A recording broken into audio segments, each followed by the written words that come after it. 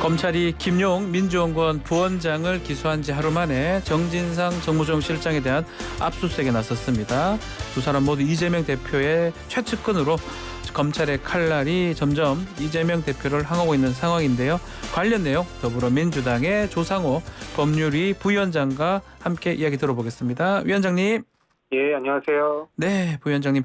어제입니다. 검찰이 정진상 실장의 자택, 또 민주당사 내 당대표 비서실, 또 국회 본청의 당대표 비서실 세 군데 압수수색을 했는데 어제 상황 어떻게 파악하고 계십니까?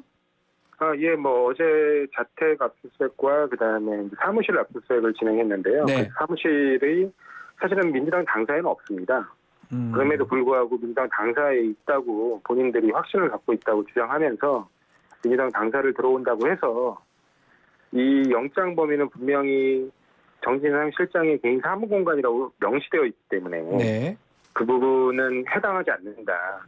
그렇게 얘기했는데도 불구하고 이제 들어가겠다고 해서요. 예. 그러면 너희들이 이 안에 들어와서 그 정진상 실장이 실제 근무하지 않는다라는 거를 확인시켜주면 어떡할 거냐. 그랬더니 그러면 영장 범위를 넘기 때문에 위법한 압수수색이 될 수 있기 때문에 예. 그러면 철수하겠다. 이래가지고 예. 그걸 확인시켜주기 위해 들어오도록 한 거죠. 예.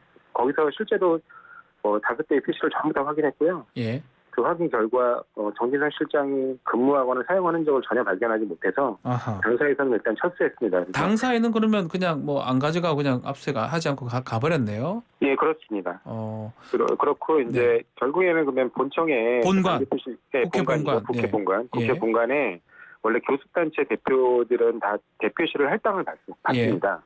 그리고 거기에 이제 그 지원 업무를 위한 비서실도 있고요. 그래서 그와 관련해서 이제 그 정진상 실장의 이제 개인 사무공간이 있거든요. 네. 그래서 거기 압수수색을 이제 그 이후에 진행했고요.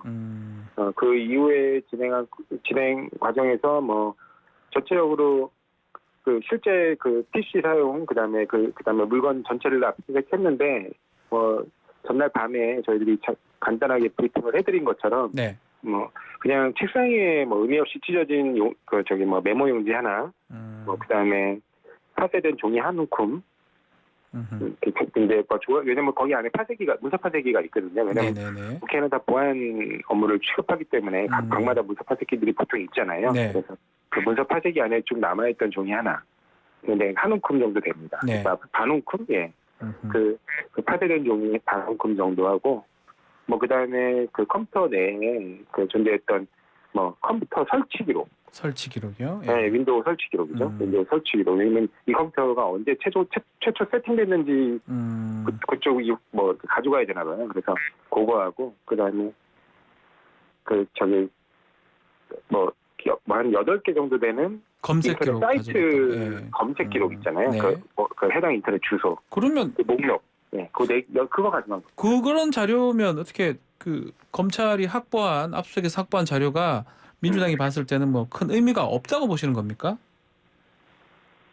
네, 전혀 의미가 없는 자료들이죠. 그래서 다 이의 제기를 했어요. 이게 이 건 영장 범죄 사실 그들이 주장하고 있는 검찰 쪽에서 주장하고 있는 영장 범죄 사실과 전혀 관련성이 없다.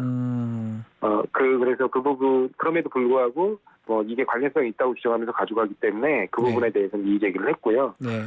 특히 그 인터넷 검색 기록은 아예 그 영장 자체에 인터넷 검색 기록을 가져갈 수 있다고 전혀 적시가 안 돼 있는데도 가져가야 된다고 해서 그래 그러면 나도 이의 제기를 하겠다. 이의 제기를 하겠다. 이의 제기 해놓고 가져간 거죠. 지금 우리 조상호 위원장께서 현장에 계셨을 것 같은데 민주당에서는 정치쇼다 망신주기다 이렇게 표현을 하고 있습니다. 어떤 면에서 그렇게 표현을 하는 겁니까? 정진상 실장이 임명받은 게 9월 8일인가 하여튼 9월 초입니다. 네. 그리고 근데 실제 출입증 발급 문제 때문에 한 20일 혹시 좀 처리가 안 돼서 못 들어오고 있다가 결국에는 한 9월 말이나부터 출근을 한 거예요. 근데 그 9월 말부터 출근을 해서 거의 이제 보면 한 달 조금 넘게 근무한 거잖아요. 네. 거기에 무슨 자료가 있겠습니까, 애초부터. 그리고 이 건 지금 범죄실과 관련된 것들은 다 대선 전 얘기입니다. 네. 근데 지금 대선이 끝나고 벌써 6개월이 뭐예요? 한 8개월 넘게 지났지 않습니까? 그러니까 그렇게 지났는데 갑자기 지금 한 달 정도밖에 채 근무하지 않은 그 자신의 어떤 국회이든 뭐 당사이든 뭐 당사는 아예 근무 장소가 없으니까 국회 내에 자신의 지금 사무실에서 지금 이건 그 영장 사실과 관련된 어떤 일이 벌어졌을 거라고 생각하는 건지 저는 정말 의문이거든요. 왜 그렇게 했다고 보시는 겁니까? 아니 사실은 이번에 그 12구 참사 문제 때문에, 참사 때문에 정부의 무능이 그다음에 정부의 무능과 그다음에 그 유가족들의 슬픔, 아픔 그리고 국민적 공분과 애도 이런 것들이 정말 정부의 지지율 하락에 지금 거의 직격탄을 주니까 이러한 뭐 어떤 국면을 갖다 좀 전환해보고 싶었던 게 아닌가. 그래서 뭔가 대단한 야당의 대단한 비리가 있는 것처럼 또 다시 한번 어떻게 보면 뭐 사법 탄압 국면을 끌고 가고 싶었던 게 아니냐. 아하. 네, 그래서 이렇게 국면 전환용 저는 뭐 정치 쇼라고 생각합니다. 어쨌든 간에 이제 법원이 영장을 발부했기 때문에 압수수색이 된 거입니다. 그거는 뭐 맞는 것 같고요. 그 지금 정진상 실장이 받고 있는 혐의가 구체적으로 뭐죠?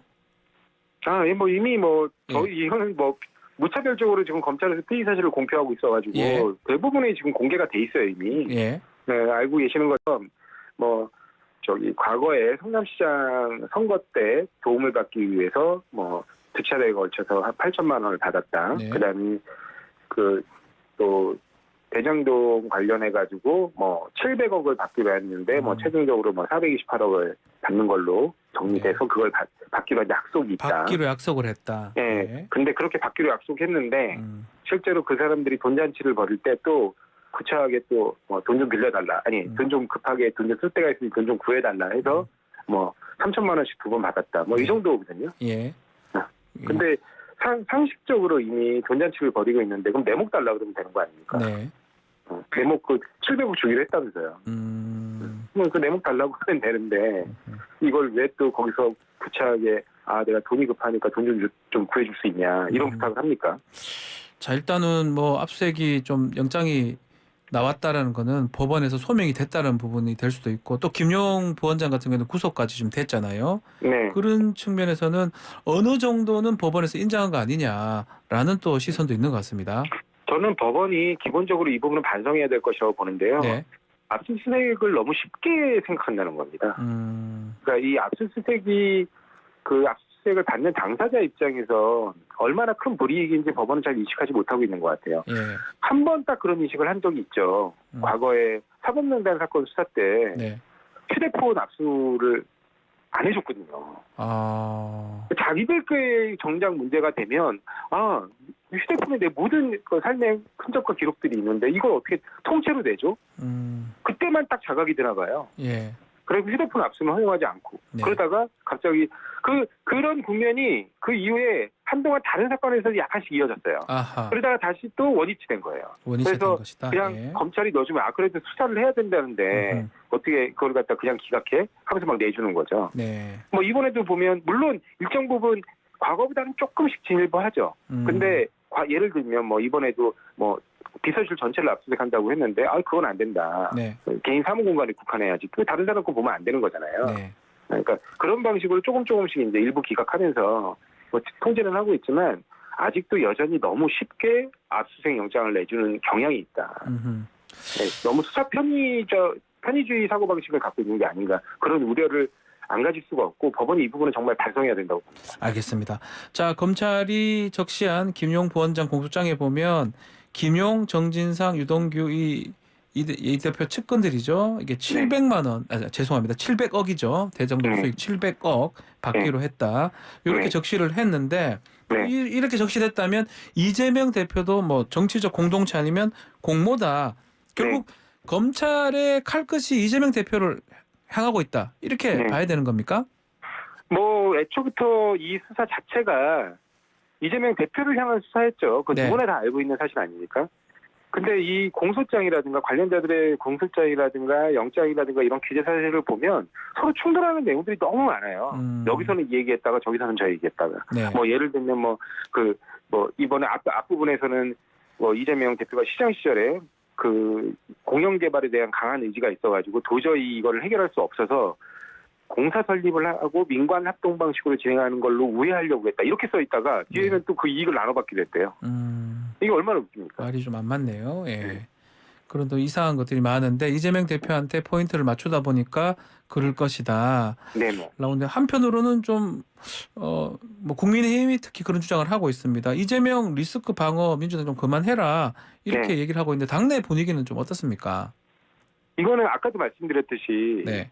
그 정진상 실장 같은 경우 근무한 기간이 정말 짧아요. 그렇잖아요. 네. 그리고 뭐 김용 부원장 같은 경우는 정말 딱 회차례 3시간 정도 당사에 머문 거 외에 실제로 뭐 그 와서 일을 한 적이 없습니다. 네. 그래가지고 실제로 압수수색을 나왔지만 거의 아무것도 가져가지 못했잖아요. 두 건 다. 그러니까 그럼에도 불구하고 헌정사상 초유 진짜 그 아마 민주정부 역사에 처음인 것 같은데 네. 그것도 일당 원내 일당의 그 당사를 이렇게 무차별적으로 압수수색을 진행하고 있지 않습니까? 이거는 이 정부가 검찰 정부의 본질을 아주 명확하게 보여주는 거라고 저는 생각합니다. 네, 알겠습니다. 당내에서도 좀 그런 어떤 좀 동일한 아니면 다른 얘기가 나오고 있는 겁니까? 네, 도저히 이거 묵과할 수 없는 거죠. 왜냐하면 이렇게 제1당의 당사를 수시로 침탈하듯이 들어오고 뭐 이런 부분에서 사실은 이번에도 이건 도저히 허용할 수 없다라는 내부적인 의견이 있었는데요. 네.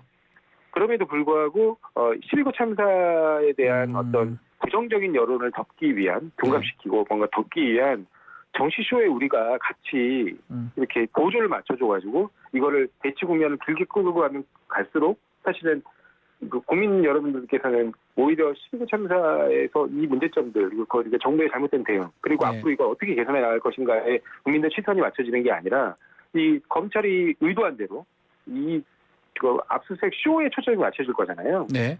그래서 이번에는 그래도 이런 부분들이 있으니 우리가 정부 여당의 이런 폐에 논하면 안 된다.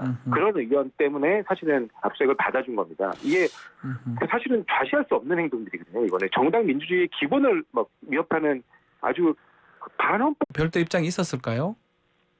뭐 이재명 대표님은 보고 받으셨고요. 네. 그 부분에 대해서 원칙적으로 적극적으로 협조하는 입장이에요. 그 정도입니까? 대표님. 근데 이제 아까도 말씀드렸듯이 야당 당사 거기다가 뭐 국회 본관 이런 것들 이렇게 뭐 채 한 달 정도 근무한 사람의 자료가 남아 있을 것이다. 과거 자료가. 네.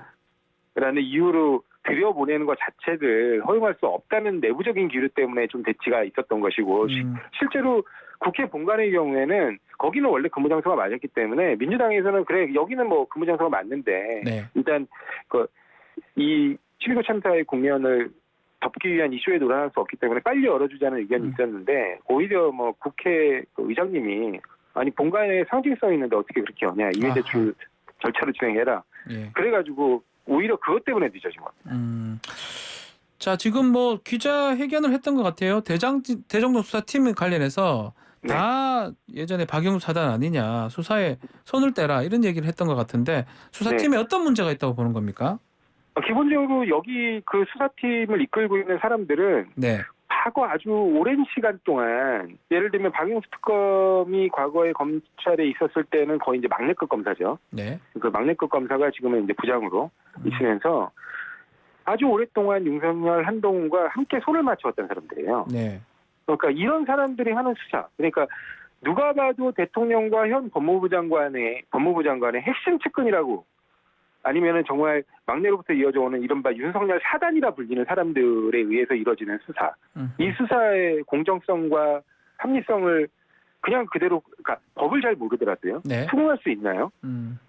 그런 점의 결과가 결국에는 뭐 윤석열과 아주 끈끈한 관계에 있다라고 알려져 있는 윤석열 대통령과 네. 그 박영수 특검에 대한 수사, 그게 50억 클럽이 명시돼 있고 실제로 이익을 받은 부분들이 존재하고 뭐 분양 특혜 사정들도 존재하지만 네. 전혀 수사가 이루어지지 않고 있는 그런 면을 아예 단면으로 보여준다고 생각하거든요.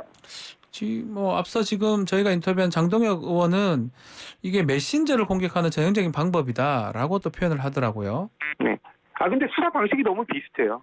비슷한 건가요? 그러니까 과거 어미준 검사가 누굽니까? 네. 지금 반부패 일부를 이끌고 있는데 어미준 검사는 한명수 국무총리 사건에 그 수사 관련해가지고 위증교사 의혹을 받아서 감찰 및 수사가 진행되다가 현 윤석열 대통령이 그 감찰 수사를 중단시켜줬어요. 네. 근데 그분이 지금 이 사건 수사 책임자고 거기와 여기가 공통적으로 나오는 게 이른바 뭐 돈을 전달한 박스 버렸다. 다 스토리들이 너무 과거의 그 한명숙 국무총리 사건에 한번 물거먹었던 그 스토리와 비슷합니다. 네. 그것도 공교롭게 1년 동안은 아무 말이 없다가 갑자기 그 수사팀이 이끄는 수사가 진행되면서 유동규가 말을 바꿔서 전혀 갑자기 1년 만에 자기의 700억이 3자의 700억, 그러니까 3인의 700억으로 분갑하는 거죠. 네. 그걸 어떻게 그런 수사 결과를 어떻게 믿을 수 있겠습니까? 그리고 공교롭게 또 공교 유동규는 풀려났죠. 알겠습니다. 자, 오늘 말씀 여기까지 듣고 마무리를 하겠습니다. 감사합니다. 네, 감사합니다. 네, 조상호 민주당 법률위 부위원장과 함께했습니다.